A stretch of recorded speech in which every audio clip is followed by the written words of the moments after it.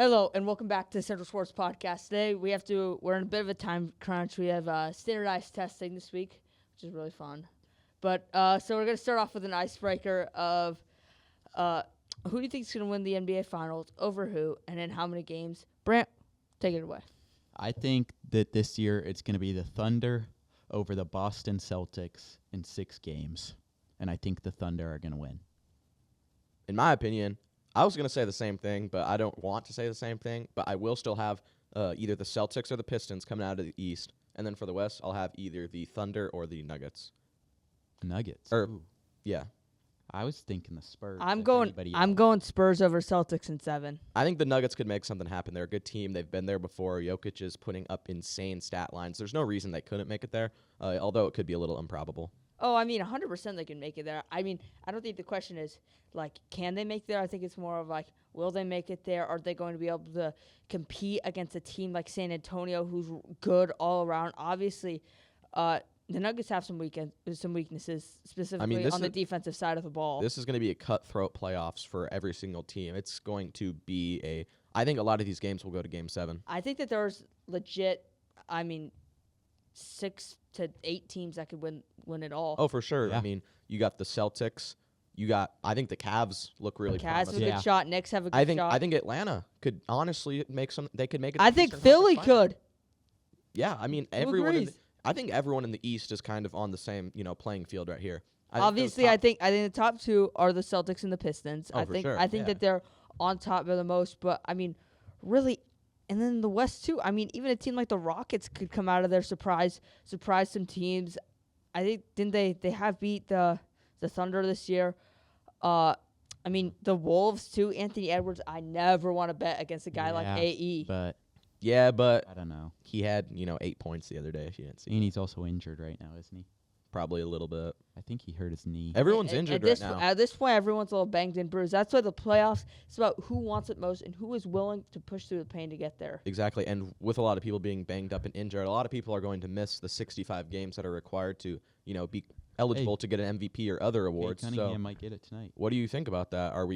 Should people bring that back, or should people abolish that rule and make it so you don't need to play 65 games? 100%. We were talking about it on our live show yesterday. And on our last episode, we talked about this too. Mm-hmm. Check it out if you haven't already. Where Brant gave us wrong information and said that it had been abolished that day, even though it had not been. Dude saw one Instagram post by rebound. But I Cade saw a news Cunningham, article about it. Luka Doncic is going to be out of contention for it. A lot of people will be out of contention for it, and that's why it's kind of going maybe more towards Shai Gilgeous-Alexander. What if? Yeah. Holy! What were you gonna say though? What if we lowered it to 50 games? Wow, that is really hard to come back from. Yeah, All right, 55. so that diminished the value of your take, regardless of what you're going to say for that. But I think 50 games is all right. Maybe more like 55 games. I think that would maybe be a little better, 55, 53, somewhere in there, because 65 games, that is a lot of games. That is, if you're out for 2 weeks, there's half of it, and that could just be like a sprained ankle. But I think the thing is missing 20 games, that's a lot of games to miss. I feel like people are overthinking this a little bit too much. I think 65 games is definitely doable for a lot of people, but some people just happen to get unlucky. Yeah. So I think you got to give a little bit more grace to those star players because they're going out there and playing the most minutes out of everyone on their team. It's a little bit different, from some of the role players. Like a guy like Mikal Bridges. Yeah, some of the role players can definitely play all 82 games, but that's because they're not being asked to do as much as the superstars. And especially, if you're looking at the stars, when it comes down to MVP voting, if a guy only played 42 games, regardless of any rule or not, they're not going to get as many MVP votes as a guy who played, 65. And that's why I get think, rid of the rule. And that's why I think Shai Gilgeous-Alexander should be the MVP regardless. Because first of all, he's putting up insane stat lines. He's scoring. He's taken his team to almost 70 wins at this point. It's insane. I think Shai Gilgeous-Alexander is the most valuable player in the entire NBA. Here's my take on it. When we're looking at it for MVP, Defensive Player of the Year, and Rookie of the Year, we don't need a games rule. But then when it comes down to all NBA, sure, implement 55 games, right? So then a guy like Luka Doncic isn't not getting All-NBA because he played 64 games instead of 65 games. Yeah, I agree with that because these guys are the best of the best in the league, and maybe, you get a little bit unlucky. Because Victor Wembanyama had that little, ankle thing, going on earlier this year. You can't discredit his, he has the most blocks in the league. He's putting up an insane defensive season, putting up crazy stat lines, and you just can't take that, value away from his performances just because of an injury that is completely out of his control. Yeah, I mean, obviously, I feel like a lot of the big target of that, or a lot of the media coverage about that, was around Kawhi Leonard and how he was making All-NBA teams while still, playing only half the games. But I think that it really should just be only All-NBA for that, because All-NBA is really the only one where there's going to be 15 guys making it. So some guys who didn't play as much games. So yeah, maybe that's where you implement 53, 55 game rule, something like that. But 65 is still a lot, and for MVP, the most valuable player in the NBA, they don't need to play every game if their team is good enough, right? Mm-hmm. So that's my take. I want to touch on rebuilding NBA teams because I think that's something that's fun to talk about, and it's something that is fun to think about. And we're kind of seeing it full circle this year with the Pistons and the Spurs and the Rockets to an extent. Yeah, even obviously the Raptors before their little fall off recently. Obviously, the Rockets acquired a lot of their guys through free agency and trades. The Thunder kind of did the same thing too. But all of that comes from going down to rock bottom, acquiring picks, turning those picks into good players, and slowly trading up. It's like, trading a penny to a house. Mm-hmm. You got to start small, and then eventually you go big. And with that, what are the, Warriors, the Kings, the Pelicans, what are these really bottom-of-the-barrel teams going to have to do, in these next few years to try to, I guess I shouldn't say these are the worst teams in the league, because there are worse teams. The worst future. The worst future, in my opinion. What are these franchises going to have to do to make something happen? I don't want to loop the Warriors in there, because obviously they're in a bit of a different situation, having an aging top 5 player of all time, arguably, in my opinion, a top 3 player of all time.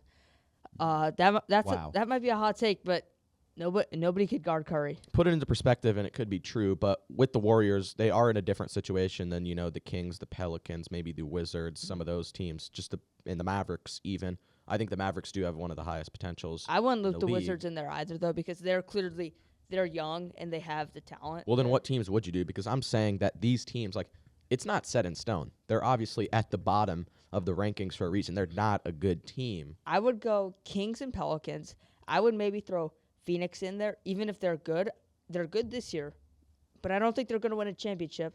I would maybe throw Philly in there. Obviously, I'm a diehard Philly fan. So what are we talking about right now? Because I was saying just terrible teams who need to rebuild, not teams that are good right now who are going to have a bad future. I'm talking about, what I'm trying to say is teams right now that aren't going to win the championship unless they make a big trade.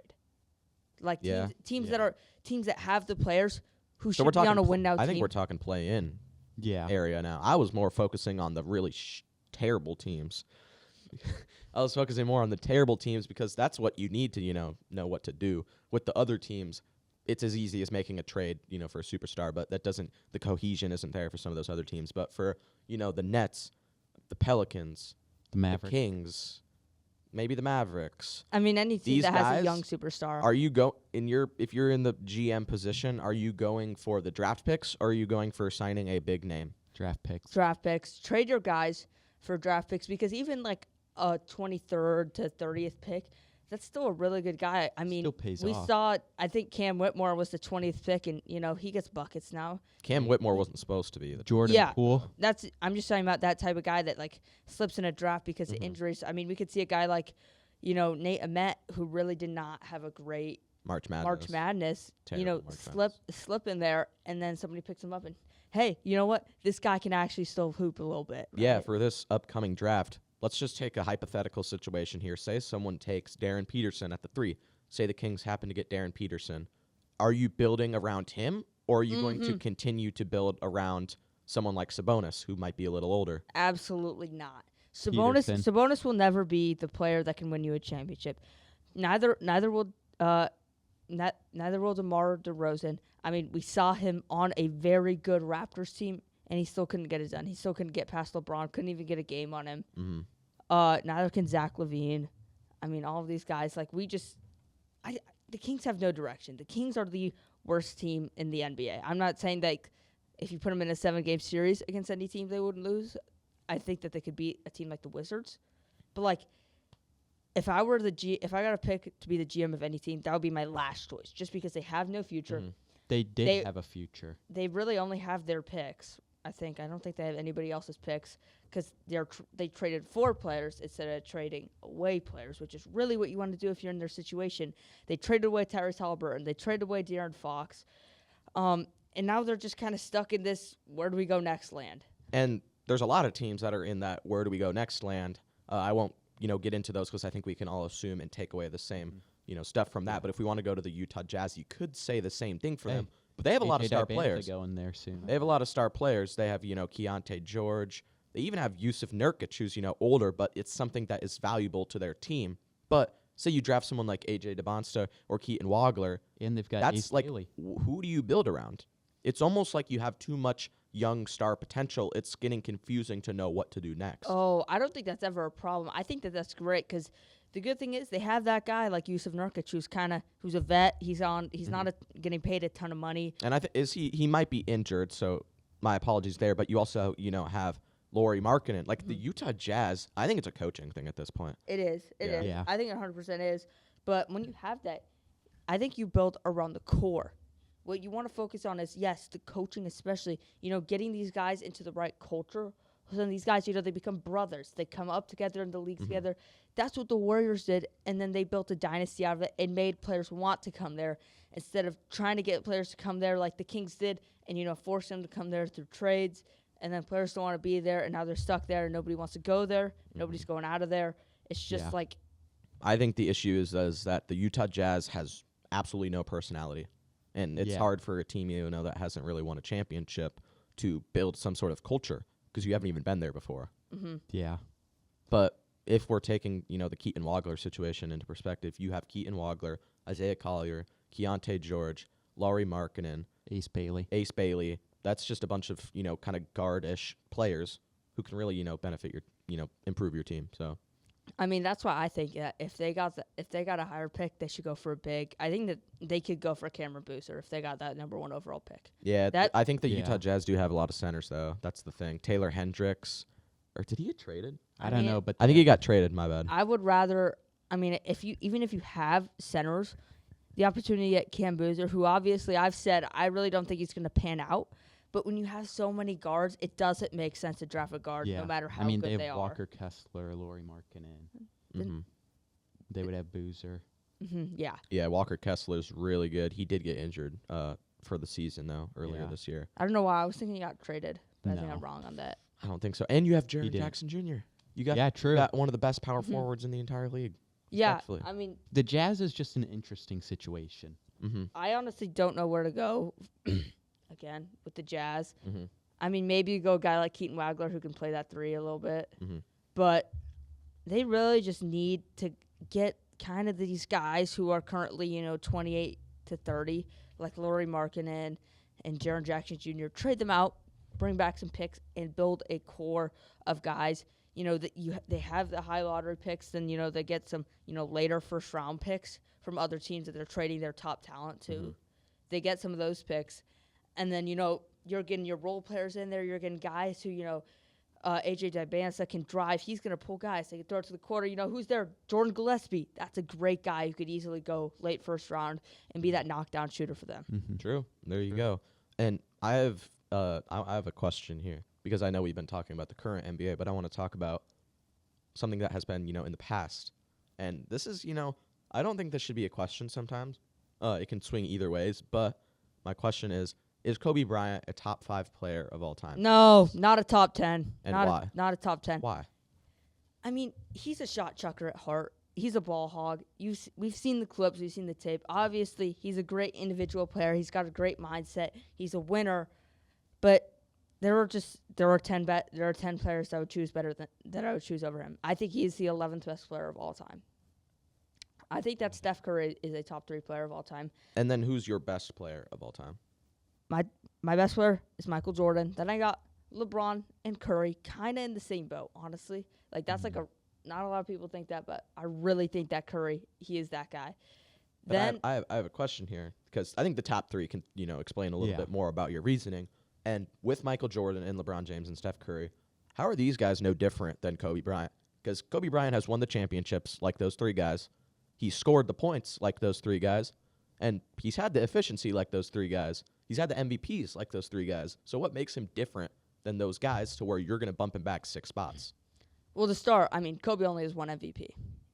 Second, he has an MVP, I guess. Second, Kobe played with another top 10 player of all time, to where he was where he won most of his championships with him.